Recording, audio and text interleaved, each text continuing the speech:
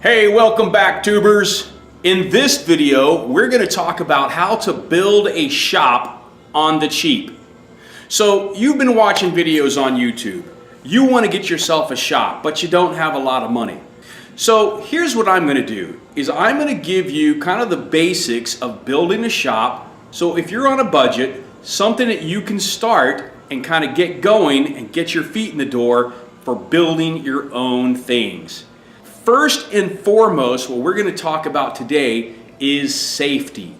Safety is above all the number one thing you need to have ready to go when you have your shop. So as far as safety is concerned, we're going to start up here and work our way down. Safety glasses. All right, there are a variety of safety glasses out there. Now, you're going to hear me in this video series talk about Harbor Freight a lot and Walmart. Listen, these are big box, cheap stores. They don't provide you with the best equipment. However, they're cheap, they're inexpensive, and it's going to get you into your shop and get you working. When you're looking at safety glasses, anything that covers your eyes is great. Now, you have your regular impact resistant glasses that you can pick up at Harbor Freight. You have a full face shield that you could pick up. You have goggles. If you wear glasses like I do, you can actually get eyeglass cover safety glasses. Make sure that your eyes are protected. After safety glasses, let's talk about hearing. A lot of the tools that you're going to be using are going to have a lot of high frequency sounds coming out of them. And if you listen to that on a daily basis, your hearing is going to start to be impaired. So again, like safety glasses, there are a variety of things that you can use for your hearing and to protect your hearing. One of the things that I use are earmuffs. All right, I picked up a set over at Harbor Freight, I think for maybe $15. Now, when I'm grinding on metal, it cuts out the sound almost 85%. And I don't walk away with that ringing in my ear like I used to. You also have regular foam earplugs. They're not the best, but they're better than nothing. After your ears, another important part of your body you want to protect are your hands. Okay, if you do a lot of woodwork, you're going to want gloves to protect you from splinters. I carry all kinds of gloves around with me. I also carry a lot of tweezers around with me. I am constantly getting splinters because I'm not wearing my gloves. So depends on the type of work you're going to be doing, get the right kind of glove. A work glove for doing wood, or a latex glove for doing stain, or a welding type glove that has a lot more insulation if you're going to be around a lot of hot items. But make sure you protect these guys. Without them, it's going to be difficult for you to do your work. So another part of your body that you want to make sure you protect. Now, you don't see it every day, but you use it 24 hours a day, 7 days a week. It's your lungs.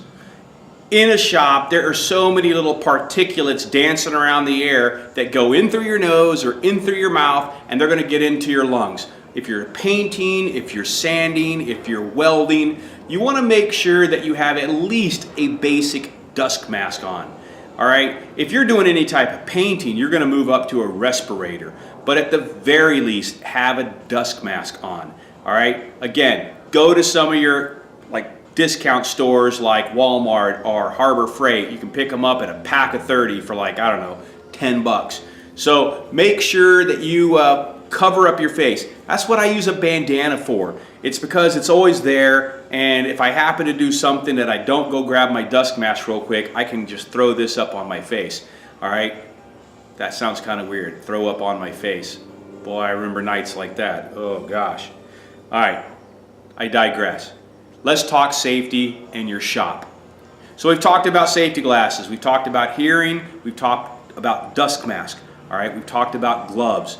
Now, if you have long hair, all right, that's something else you want to kind of consider. If you're working around tools that spin or move, make sure you tie your hair back, all right? It's kind of one of those things where it will get caught up in a tool at some point, and it's going to suck. Because many times, there's no way to get it undone. You have to cut it out. So, tie up your hair, wear a hat, protect yourself as far as your due, all right, when you're around your tools. In that same line of thinking, types of clothes, all right? When you wear loose, baggy clothes around spinning and moving tools, you increase the chance that your clothes could get caught up in those tools. I actually had a small incident about 3.5, maybe 4 weeks ago, where I had a wire brush attachment on my grinder, and I happened to be grinding some metal with it, and my shirt got just too close. I wasn't paying attention, and it wound up into my shirt so fast that it ended up scratching my stomach with that wire. Now, if I had not caught it as quickly as I did, there's a good chance that I probably would have been cut pretty seriously. The shirt would have been destroyed, and I probably would not be, well, I would definitely be being more careful, which I am now. So pay attention to your clothes, all right? Clothes are not something that you often think about, especially if you're using a welder or anything that throws sparks, all right? Cotton clothes are the way to go, all right? Synthetic clothes tend to melt. Going on down the road, you're looking at your shoes, okay? Now, make sure that you have good shoes on in your shop, all right? Many people will get steel-toed shoes. At the very least, get some work boots or, have some closed-toed shoes. Now, you're going to see in my videos that I often work in flip-flops. All right, this is where I would like to say, do as I say, not as I do. I work in Phoenix, Arizona, and in the heat of summer, it can get up to 120 degrees. Even with my evaporative cooler on, it's hot. So I often wear shorts and flip-flops when I'm working. Now, if I know that I'm going to be working with sheet metal, I will put some shoes on because that stuff cuts like razor blades. And that's the last thing you want, is to cut your feet with a piece of sheet metal.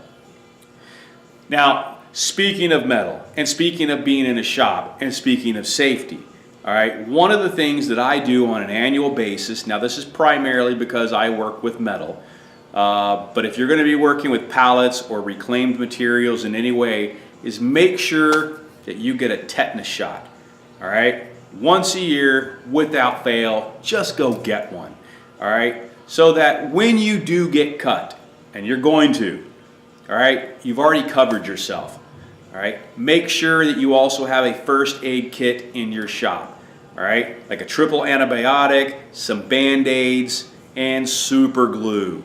Yeah, super glue. If you've never heard about this, if you get a cut, all right, and you can't get it to stop bleeding, you put a little super glue there and you squeeze it till it stops, all right, and that acts, as a Band-Aid, all right. It closes up the wound, and eventually it wears off and the skin grows, and you have a small scar there, and you can talk about how you put super glue on your wound, but it's a great quick fix. So make sure you also have a first aid kit in your shop.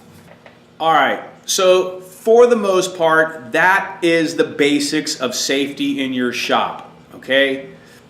Your eyes, your hearing, your dust mask or your lungs, your gloves, your clothing, your hair, first aid kit, tetanus shot. These are all things that you really need to have when you go into a shop.